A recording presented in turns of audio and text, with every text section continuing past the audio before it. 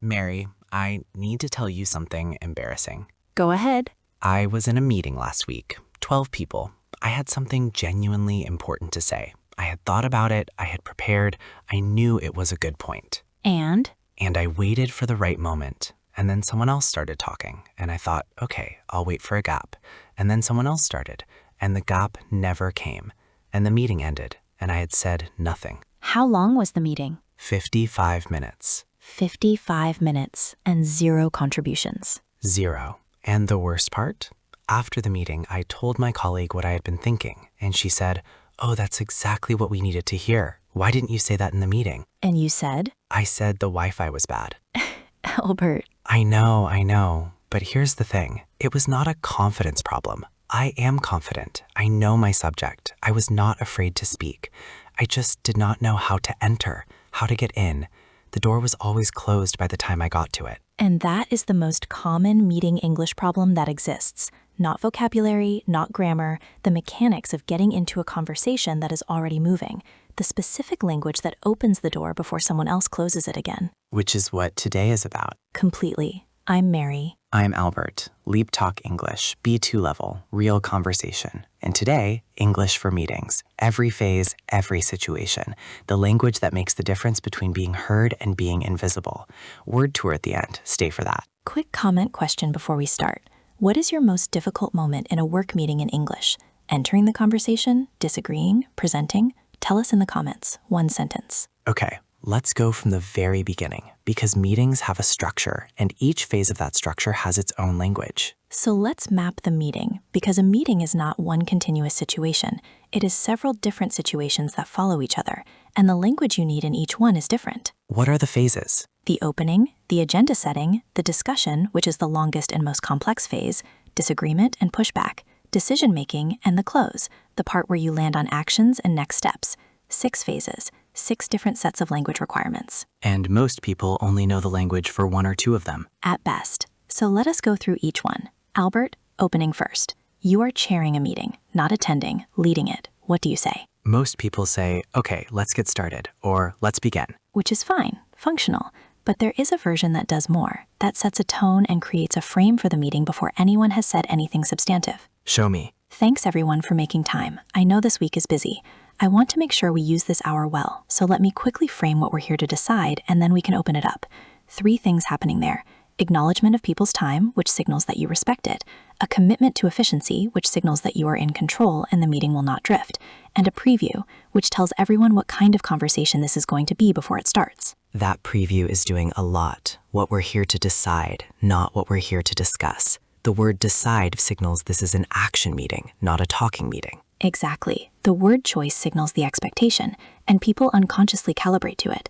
If you say what we're here to discuss, the meeting stays conceptual. If you say what we're here to decide, people know a concrete outcome is expected. What about if you are not the chair, if you are just attending? What is the language for showing up ready and engaged before you have even spoken? The pre-meeting small talk is underrated. That first 2 or 3 minutes before the formal start, the chit-chat while people are joining, a lot of people go silent during this period. They wait for it to be over. But this is actually where relationships that make meetings easier get built. So what do you say? Keep it specific and warm. Not how are you as a formality. How did the client call go yesterday if you know they had one? Or did you manage to look at the brief before this, which is work relevant and signals you have done your preparation? Or simply, I've been looking forward to this one. I have a few thoughts I want to test. That last one is interesting. I've been looking forward to this. You are signaling engagement before the meeting starts. You are telling the room, I am here to contribute. And it is subtle, but it shifts how people see you before you have said anything substantive. The engaged person in the room gets more credence when they eventually speak. Okay, the discussion phase, because this is where most people struggle. The meeting is underway. Multiple people are talking. You have something to say. How do you get in? There are 4 entry types, and knowing which one to use in which moment is a real skill. 4 types. What are they? First, the additive entry. You are adding to something already said. You agree broadly and want to extend the point. Language, building on what Mary just said, or to add to that, or that connects to something I wanted to raise. Low friction. You are not disrupting the direction of the conversation. Right. Second, the redirecting entry. You want to take the conversation in a different direction without directly opposing where it is going. Language, I want to make sure we also cover. Or, can I bring us back to something for a moment? Or, before we move on from this, there's one thing I think we need to address. That "before we move on" phrase is one I use a lot now, actually. It is very effective because it is urgent without being aggressive. It creates a small deadline. The conversation is about to move, and you are staking a claim before it does. Third type, The questioning entry. You are not stating a position. You are asking something that opens up the discussion. Language. Can I just check? Are we aligned on what success looks like here? Or, I want to make sure I'm following. Is the proposal that we X or that we Y? Or, what's the assumption behind that? I want to make sure I understand before I respond. The questioning entry is powerful because it does not require you to have a fully formed opinion. You are buying time and gathering information while appearing engaged and sharp. And questions in meetings are very high value. The person who asks the question that nobody else thought to ask is often the most valued voice in the room, more than the person with the loudest opinion. Fourth type, The interruption. Used carefully, not aggressively. There are specific English phrases for interrupting that are socially smooth in professional settings. Sorry to jump in, but I think this is really important. Or, can I stop you there for a second? I just want to flag something. The sorry to jump in signals awareness that you are interrupting, which paradoxically makes the interruption less disruptive. because you are showing you know the social rule even while you are breaking it. And timing matters enormously. The best moment to interrupt is at a natural pause, the end of a sentence, a breath, a moment when the speaker is collecting their thought, not mid-sentence. That reads as aggressive even with the softest language. What about if you are getting interrupted? Because this is a real problem. You are speaking and someone cuts across you, and suddenly you have lost the floor. This one is underserved in language teaching, and it is a real professional skill. There are two approaches. The graceful yield, you let them in and find your way back. Language, yes, and just to finish the thought. Or, I'll let you add to that and then I want to come back to my point. I want to come back to my point. That is committing. You are publicly stating that you are not done. Which means after they speak, there is a social expectation that you get the floor back. You have created it. The second approach, the firm hold, used when the interruption is cutting across something genuinely important. Let me just finish this thought, said calmly, without aggression, while continuing to speak. Not aggressive, not apologetic, just continuing. The energy behind that matters as much as the words. Always. Calm and steady. You are not fighting for the floor. You are simply continuing to hold it. Let's talk about presenting in a meeting. Because presenting inside a meeting, not a formal presentation, but the moment where you share an idea or a proposal or a recommendation to the group, it's one of the highest stakes moments in professional English. And most people do it in the least effective way possible. They start with the background, the context, the history. They build up to their actual point like they are constructing a suspense novel. And by the time the point arrives, the room has moved on mentally. Because attention in a meeting is not guaranteed. People are thinking about other things, checking their phones under the table, planning what they are going to say next. You have a very small window to get your key message in before you lose them. So what is the right structure? The inverted pyramid. Point first, evidence and context second. In a meeting, you lead with your conclusion, not your reasoning. Show me what that sounds like. Wrong order. So I've been looking at the data from Q1 and Q2, and there are a few things that stood out to me. In particular, the trend in the Northeast region, which has been diverging from the national pattern since about February. And when I cross-referenced that with the customer feedback data, it started to suggest a pattern. And I think what this is pointing to is that we need to rethink our regional pricing strategy. I lost focus around Northeast region. Everyone does. Now, right order. I think we need to rethink our regional pricing strategy, and the Q1, Q2 data is showing us exactly why. The Northeast is diverging from the national pattern in a way that maps directly onto customer feedback. I can walk through the specifics if that's useful. Point first, then evidence, then an offer to go deeper. And that I can walk through the specifics if that's useful is doing something very sophisticated. It is putting the room in control of how deep you go, which signals confidence. You are not going to talk for 5 minutes regardless of whether anyone wants it. You are asking. And people almost always say yes when you ask that way, because now it is their choice. Exactly. You have made them participants rather than audience, and participants are more engaged. What about the language of signposting inside a meeting presentation? Because I know this is something that makes a huge difference. Signposting is the language that tells the room where you are in your thought, so they can follow even if their attention dips for a moment. Examples. The first thing I want to flag is, there are two parts to this. Let me take them separately. The background quickly, and then I want to get to the recommendation. I'll keep this brief. The key point is, before I get to the solution, let me make sure we agree on the problem. That last one is particularly good. Before I get to the solution, let me make sure we agree on the problem. Because if the room does not agree that there is a problem, your solution is irrelevant. And by naming it, by explicitly asking for agreement on the problem first, you build the foundation that makes your solution land. You are not presenting to a skeptical audience. You are presenting to a room that has just agreed with your premise. Disagreement, because this is where I think the language gets most specific and most important. The wrong words in a disagreement can damage a relationship for months. And the right words can make you look like the most professional person in the room, precisely because you disagreed well. So what does disagreeing well look like in English? It has 3 parts: acknowledge, redirect, offer, in that order every time. Walk me through it. Acknowledge. Find something genuine in what the other person said and name it specifically. Not "that's interesting" as a filler, something real. You're absolutely right that the timeline is the core constraint here. I think the point about client expectations is really important, and I don't want us to lose it. And it has to be genuine. People feel a fake acknowledgement immediately. They do, which is why you need to actually listen before you respond. Find the part you can honestly credit, even if you disagree with the conclusion, and name it. Redirect. Introduce your different perspective with language that signals a different direction without creating an adversarial frame. Where I'd want us to think carefully about this, the piece I'd push back on slightly is my concern, and I think it's worth naming. The assumption I'd want to stress test is Stress test. That phrase keeps coming up. because it is perfect. It does not say you are wrong. It says let us be rigorous, which is a completely different relational position. And then offer. Close the disagreement by offering a path forward, not just opposing, contributing to the solution. What if one way we might address both concerns is, could we agree to? I'd suggest we, So the disagreement ends with you proposing something rather than just opposing something. which leaves you in a constructive position regardless of how the room responds. You are not the person who said no. You are the person who said, here is a different way. Can we do a full role play of this? Because I want to show what it looks like in a real meeting exchange. Yes, I'll be a colleague presenting something. You respond with the acknowledge, redirect, offer structure. Ready? Ready. As colleague, I think the most efficient path here is to launch the campaign in all markets simultaneously at the start of Q3.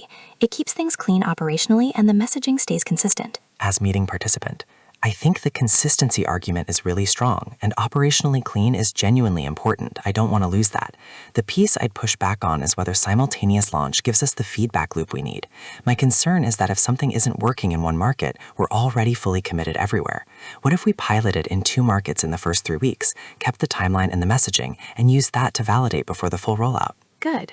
What did you notice about that response? It started with agreement, real agreement. Consistency is strong and operationally clean is important. It didn't dismiss the proposal. And the pushback, the piece I'd push back on, was framed as a concern about risk, not an attack on the idea, and it ended with a specific alternative that preserved as much of the original proposal as possible. So you are not the person who blocked the idea. You are the person who made it better. Which is a very different professional reputation to build. Decision-making language. Because meetings often have to land somewhere, a decision has to be made, and the English of that moment is surprisingly specific. It is, and a lot of meetings fail to land because nobody uses the language that signals it is time to decide now. What does that language look like? Can we get to a decision on this today, or do we need more information first? Which is actually 2 options, which makes it easier to answer than can we decide today alone. Are we in a position to move forward on this? What would it take to get to yes on this, which is a negotiation-style question that identifies the remaining obstacle? I'm going to call it, the recommendation is X, does anyone have a strong objection? Used when you are the chair and the meeting has circled long enough. Does anyone have a strong objection is very different from does everyone agree? Crucially different. Does everyone agree invites passive silence from people who have doubts but do not want to raise them. Does anyone have a strong objection raises the bar for opposition. A small hesitation is not a strong objection.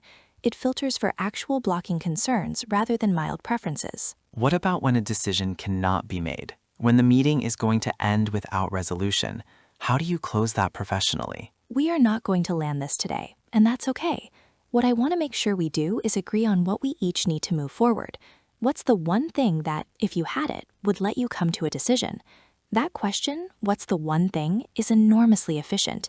It cuts through vague, unresolved feeling and gets to the concrete blocker. Because usually the reason a decision is not being made is a specific piece of missing information or a specific unresolved concern. And once you name it, once you make it concrete, it becomes solvable. And the meeting ends with an action rather than an impasse. We are going to get X by Wednesday and reconvene Thursday is a completely different outcome from we'll continue this next time. The close, the last 5 minutes of a meeting. This is where most people completely switch off because they think the real content is done. And this is actually one of the highest leverage moments in the whole meeting, because what gets said in the last 5 minutes, the actions, the owners, the deadlines, is what determines whether the meeting produces anything at all. So what is the language of a strong close? First, the summary. Before you close, someone needs to say what was decided, not assumed, said, out loud. Let me just make sure we're all leaving with the same understanding, and list the decisions explicitly, one by one. This sounds simple. It is almost never done properly. Because people assume everyone understood the same thing. And they almost never did. Meetings are full of assumed agreements that turn out to be different things to different people. The explicit summary is the insurance against that. And then the actions. Before we close, can we make sure we've got clear owners and deadlines? Who is doing what, by when? Not we should probably, not it would be good if. Specific, named, dated. Sarah is sending the revised brief to the client by Thursday end of day. Not we will get back to the client. The difference between a named person and a collective we is enormous. We means nobody. A name means accountability. And if you are the person taking the notes, the meeting minutes, what is the language for confirming an action before you write it? Just to confirm, you're taking the lead on X, aiming to have it done by Y, is that right? Simple, direct, specific. It gives the person an opportunity to correct it if you have misunderstood, and it creates a moment of explicit public commitment. Because once you have said yes, that's right in front of 12 people, the social contract is very different from a vague general agreement. And the final close, the actual ending. Great, thank you everyone. We've got clear actions and a path forward. I'll send a summary this afternoon. Or, good work, let's pick this up on Thursday once we have the data. Or simply, thank you, I think we're in a good place. Let's move. Let's move. 2 words, decisive, clear. The meeting is done. A word tour. First word, agenda. An agenda is the list of topics to be discussed in a meeting, the plan for what will be covered and in what order. A good agenda makes a meeting focused. No agenda makes a meeting drift. For example, she sent the agenda 24 hours before the meeting, which gave everyone time to prepare properly. Or the meeting had no agenda and lasted 2 hours without reaching a single decision. Repeat, agenda. Agenda. Next, facilitate. To facilitate a meeting means to lead and guide it, keeping it on track, managing contributions, moving it towards decisions without dominating the content yourself. For example, he was an excellent facilitator. He made sure every voice in the room was heard without letting any one person dominate. Or facilitating a meeting is different from presenting in one. The facilitator's job is the process, not the content. Repeat, facilitate. Facilitate. Next, consensus. Consensus means general agreement among the people in a group. Not necessarily that everyone is equally enthusiastic, but that everyone can live with the decision. For example, they did not all agree completely, but they reached a consensus. Everyone was willing to move forward with the plan. Or, trying to reach consensus in a meeting of 20 people is almost impossible. The more useful goal is identifying whether anyone has a blocking objection. Repeat, consensus. Consensus. Next, action point. An action point, sometimes called an action item, is a specific task assigned to a specific person with a specific deadline, agreed in a meeting. For example, the meeting produced 6 action points, each with a clear owner and a date, which meant everyone knew exactly what was expected of them by when. Or, a meeting without action points is just a conversation. The action points are what make it productive. Repeat, action point. Action point. Next, defer. To defer means to postpone something, to move a decision or discussion to a later time rather than resolving it now. For example, they agreed to defer the decision on the budget until the Q2 numbers were available. Making the call before then would have been guesswork. Or, knowing when to defer is as important as knowing when to push for a decision. Not every meeting needs to resolve everything. Repeat, defer. Defer. Next, minutes. Meeting minutes are the official written record of what was discussed, decided, and agreed in a meeting, usually circulated after the meeting to all participants. For example, she always sent the meeting minutes within 2 hours, which meant actions were confirmed while they were still fresh, and nobody could claim they had not understood what was expected. Or check the minutes from last week's meeting. The decision on the timeline was recorded there. Repeat, minutes. Minutes. Next, stakeholder. A stakeholder is anyone who has an interest in the outcome of a meeting or decision. They might be in the room or they might be outside it, but the decision affects them and their perspective matters. For example, before taking this to the full team, we need to get buy-in from the key stakeholders. Otherwise, we'll spend the whole meeting managing objections instead of making progress. Or, a common meeting mistake is making decisions without considering absent stakeholders, which means the decision often has to be revisited. Repeat, stakeholder, stakeholder. And finally, mandate. A mandate is the authority to do something, a clear instruction or agreement that gives someone the power to act or decide. For example, she went into the meeting with a clear mandate from her director, which meant she could make decisions on the spot without having to check back. Or, it's worth clarifying before the meeting whether you have the mandate to decide or whether you're just gathering input, because those are two completely different kinds of conversation. Repeat, mandate. Mandate. 8 words: agenda, facilitate, consensus, action point, defer, minutes, stakeholder, mandate. All of them are words you will hear and need in every meeting environment. Small challenge before we close. Think of the next meeting you have coming up, just one meeting. And before it happens, write down one phrase from today that you are going to use. Just one. The entry phrase, the signposting line, the acknowledge redirect offer. Pick one. And after the meeting, come back and tell us in the comments. Did you use it? How did it feel? What happened? Because that is how these phrases become yours. Not by knowing them, by using them once, and then again, until you stop remembering that you learned them. I'm Mary. I'm Albert. Thank you for listening. See you in the next one. Bye, everyone. Bye.